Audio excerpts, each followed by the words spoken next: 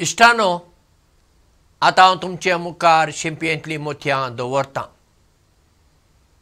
थॉमस आनी Nancy Lincoln हें काजारी जोडपें 18व्या शेंकड्याच्या निमाण्या काळार अमेरिकेंत एका राना लागीं आसल्या गांवांत जियेताले. तांचें घर एकाच कुडाचें आनी तें लांकडाचें मोदेराचें आसलें. जमनीक धरणीक सिमेंट आनी तसलें कांय ना, बेश्टी माती घालून ती धरण बरी घट केल्ली.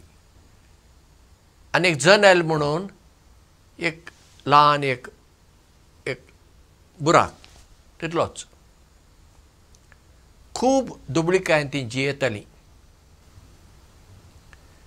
1807 वर्सा तांची धूव सारा तांकां जल्माली आनी 2 वर्सां उपरांत 1809 वर्सा एब्राहम लिंकन जल्मलो आनी फुडें तो अमेरिकेचो फामाद अध्यक्ष जालो. फकत तो अमेरिकेन मात फामाद न्ही, संवसारभर एक फामाद राजकारणी, एक मनीस म्हूण गाजलो. थॉमस लिंकन रानांत वेतालो, शिकारी करतालो आनी कितें मांस मेळ्ळें तें हाडटालो आनी तांचें तें खाण. नॅन्सी सगळें घर सांबाळटाली. फकत घर मात न्ही, सगळो आपलो वाठार नितळ. त्या गांवांत तांचें घर आनी तांचो वाठार सगळ्यां परस चड नितळ आनी निर्मळ. केन्ना केन्ना थॉमसाची भलायकी बरी नासल्या वेळार नॅन्सीकच शिकारी करूंक वचचें पडटालें. तिका वाचूंक बरोवंक येतालें. थंय गांवांत कांय इस्कॉलां नासलीं, म्हणटच तिणें साराक आनी एब्राहमाक वाचूंक आनी बरोवंक आपल्याच घरा तिणें तांकां शिकयलें. तिचे लागीं बायबल आसलो. तो बायबल घेवन ती तांकां तातूंत असले विशय वाचून सांगताली आनी मागीर तांकां वाचूंक लायताली आनी जें कितें वाचलां तें ती तांकां बरोवंक लायताली.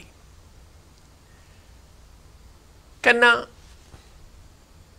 सातोळ्यान एक पावटी वा 15 दिसांक एक पावटी शारांतल्यान एकटो मास्तर येतालो आनी गांवांतल्या भुरग्यांक कितें शिकयतालो आनी वेतालो आनी सारा आनी अब्राहमूय वचून थंय शिकतालीं.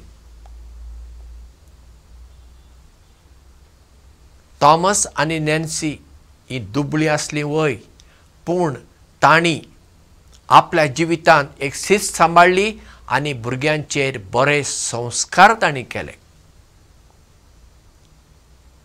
हाका लागून अब्राहम लिंकन जिवितांत एक बरो मनीस जालो. राजकारणी कोणीय जाता, कितलेशे राजकारणी आसात, ते बरे म्हणूंक येतात, आमी जाणां तांचें जिवीत. पूण एब्राहम लिंकन तत्वांक धरून,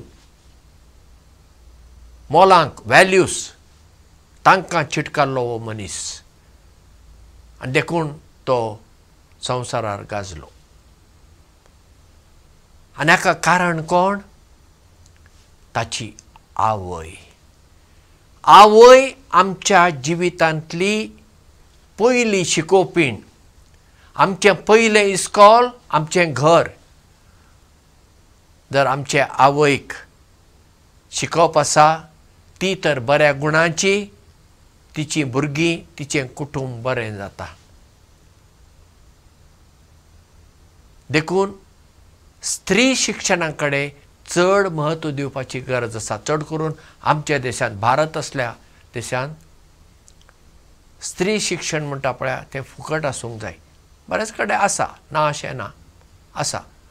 सगळ्यांक तांकां फेसिलिटी मेळूंक जाय आनी बऱ्यांतलें बरें शिकप मेळूंक जाय. कित्याक जेन्ना एके चलयेक शिकप मेळटा, बरें शिकप मेळटा, ती तेन्ना काजार जातली, एक आवय जातली, ती आपल्या भुरग्यांक बरें शिकप दिवंक पावतली. जेन्ना बरें शिकप म्हणटा फकत वाचूंक बरोवंक न्हय, तें कशें आमी शिकता, पूण तत्वांचेर आदारून, बऱ्या गुणांचेर आदारून, बऱ्या संस्कारांचेर आदारून तसलें शिकप आमकां जाय. आनी नॅन्सी लिंकनान तसलें शिकप आपल्या घरांतूच आपल्या भुरग्यांक दिलें.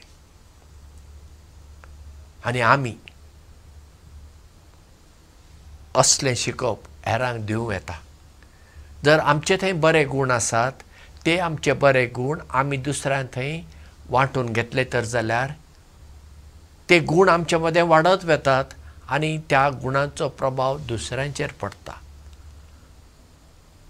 आमी जे बरे गूण आमचे थंय आसात ते हेरां खातीर वापरुया आनी अशें आमी देवान आमकां दिल्ल्या गुणां बरोबर जिवितांत वाडत वयर वचुया.